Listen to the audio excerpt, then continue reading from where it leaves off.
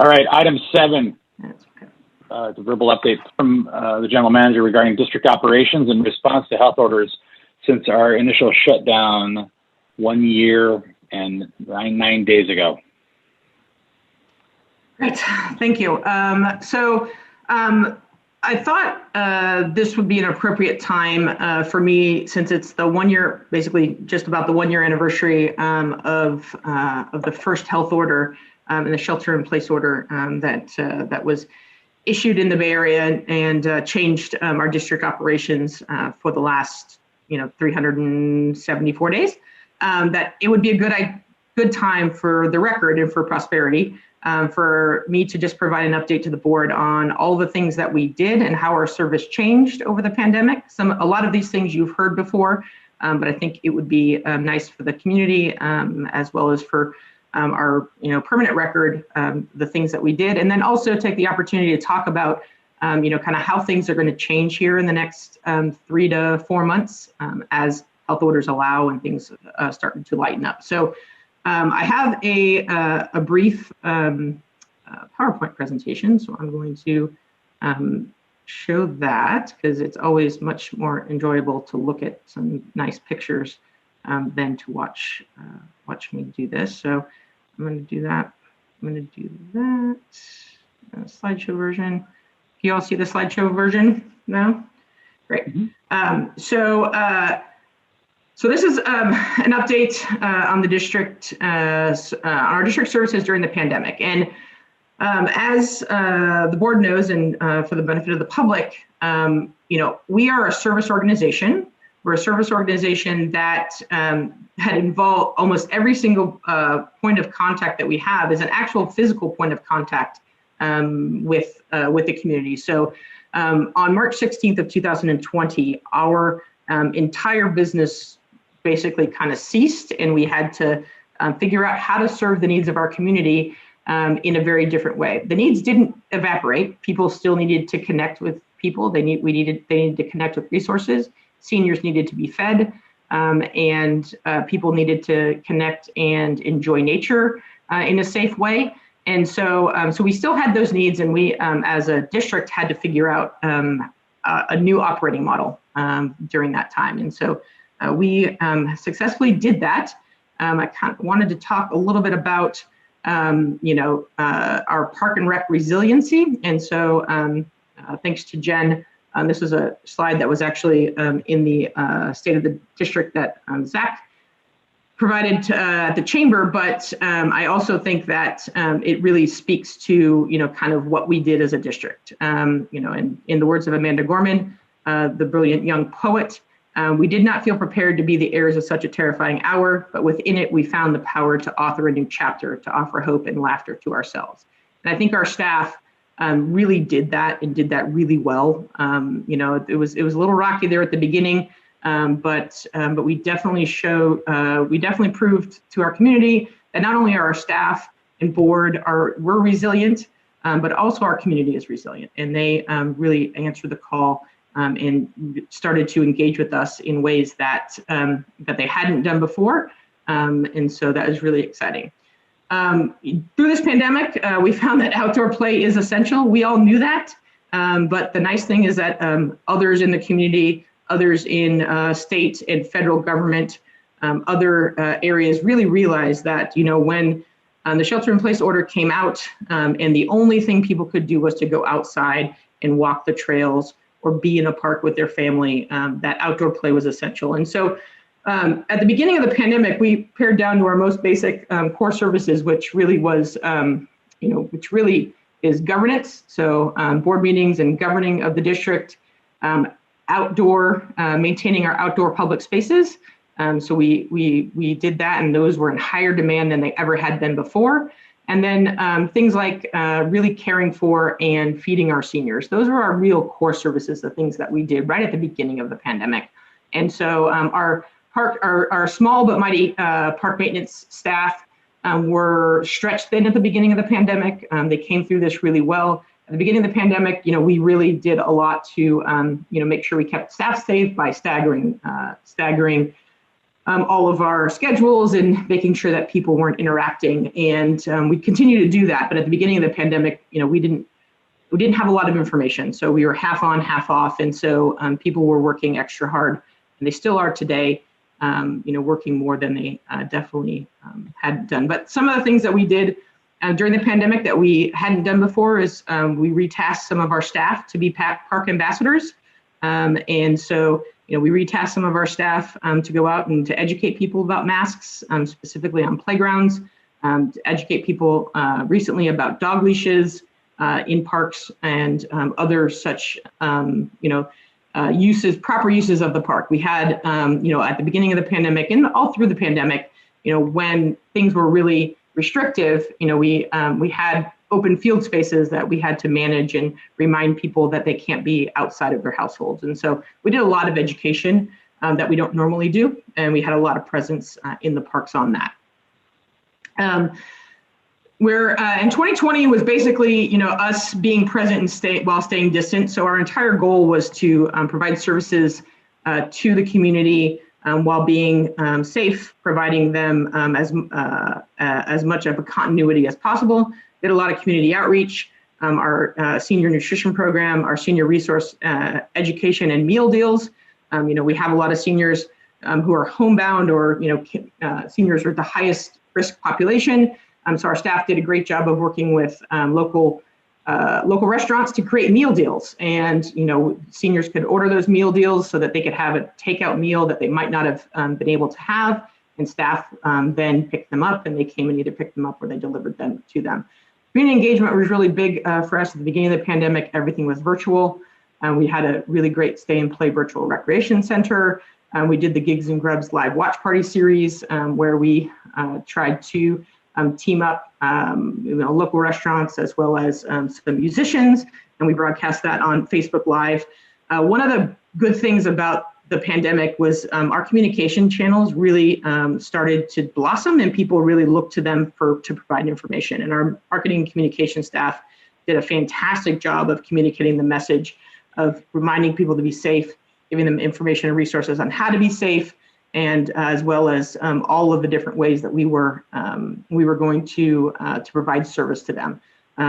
Some of the things we did, include parking lot bingo for seniors. The senior population was the hardest one for us, just because they were at the highest risk, and they also are the population that that relies on in-person communication and in-person touch. And seeing people and those friend groups, and not everybody has a supportive, close family here. Everyone was cut off if their family lived out of the area. So our staff really stepped up with the help of CERT volunteers who, and specifically Jim Bonato, who reached out to us and said, "Hey, what can we do?" And we started calling 2,000 seniors and making sure and seeing what they needed. And so with great volunteers, we did a lot of really great things. The CARES programs, we started those in the summer so that essential workers and then basically all families could get back to work as their places of business required them to come back in. And that has been an extremely successful program, and has been highly utilized. And so while in-person school hasn't really happened, we had 60 students in our senior center basically attending school every day since the start of school. So we have done that, and then the safe places to play. We saw, as everyone knows, there's been an uptick in COVID dogs and people getting new puppies, and as well as dogs, which has been fabulous for shelter dogs. But we also saw an uptick in usage of parks and by families with dogs, and then off-leash issues. So we instituted some leash signage as well as the park ambassadors. And this was the Gig and Grub series, live watch party series. This was our first foray into virtual events, and so that was a lot of fun, and we really enjoyed that. And so that was really great. It was our first opportunity to do that. Our Our senior outreach, I know you've seen this before, but just for perspective, pre-pandemic time in 2019, we did, in a 6-month period, we did 1,900 meals, and in 2020, in the same 6-month period, we did over 6,000 meals. And so, that was, the need jumped exponentially during the pandemic. And so, so we definitely rose to the occasion on that. And then personal phone calls, helping seniors, register for appointments for their vaccine, all of those things. And then we started in-person and virtual fitness programs, continued. In December, we were able to do some in-person outdoor, and then this spring, we're able to do some in-person exercise in spring of 2021. We right now are looking at opportunities to bring smaller groups of seniors back together as the health order allows. We're thinking we'll be a little less restrictive here in the orange tier, and so we're working on that as we move through that.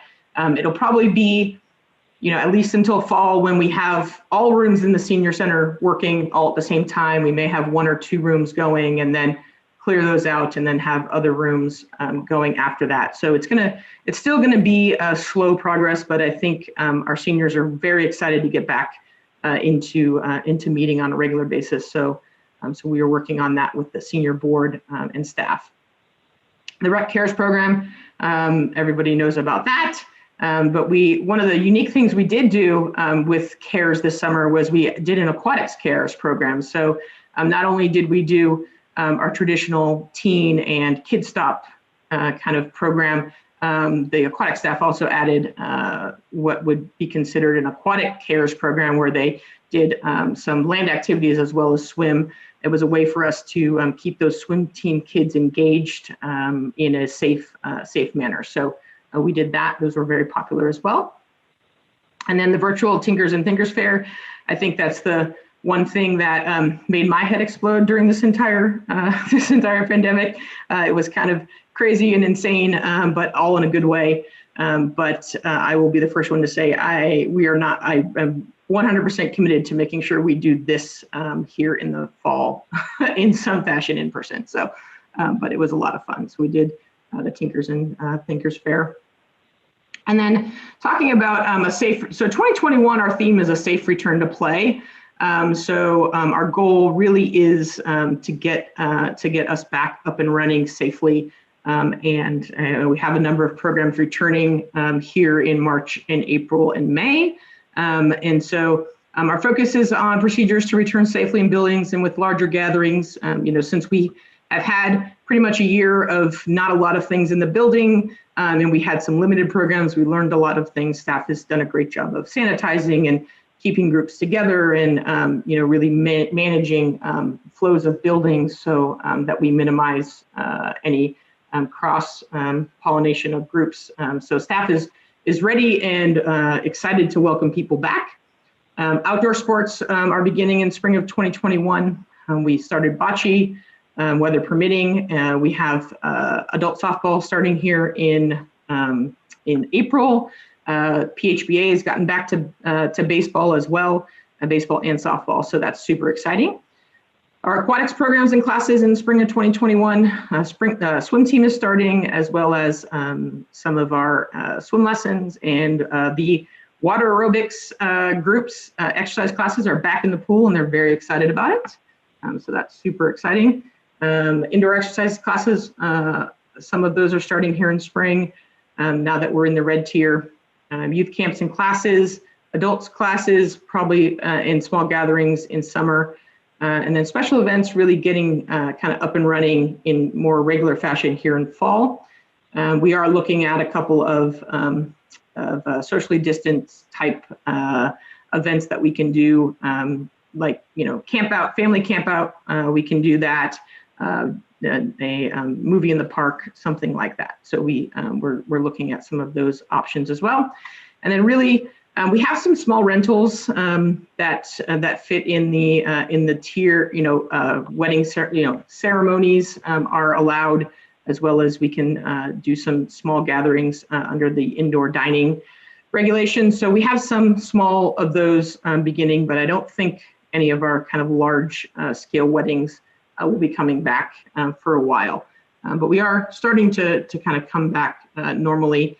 Most of the staff, all the staff that's eligible, have been starting to get vaccinated.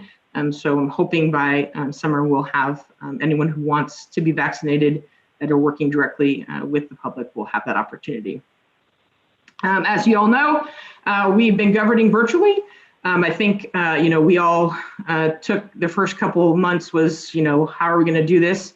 I know that, we couldn't have survived this year without the support of the board and all of your willingness to be on this, on these screens for sometimes hours on end as we work through things. And I know it's exponentially harder to do it this way. We all want to be in the same room. So as soon as we can do that, we will, but I don't necessarily anticipate that happening anytime before most likely late summer, early fall. But we will eventually get back into the same room together. And then just a shout out to our Rec and Park staff. I thought this was a good summation of what they have been. They have the best combination of talent, skills, and attitude that add up to outstanding performance. And I think, we were able to hold everything together to innovate, to be able to move forward and to do new things. I've seen other communities just not do anything or do very little. And, the innovation, the imagination, and the drive to serve our public that our staff maintained during this entire crisis has been remarkable and has definitely been worthy of a shout out more than once. And so they're outstanding. They continue to make all of us look good and serve the public and make sure that we didn't miss a beat during this pandemic.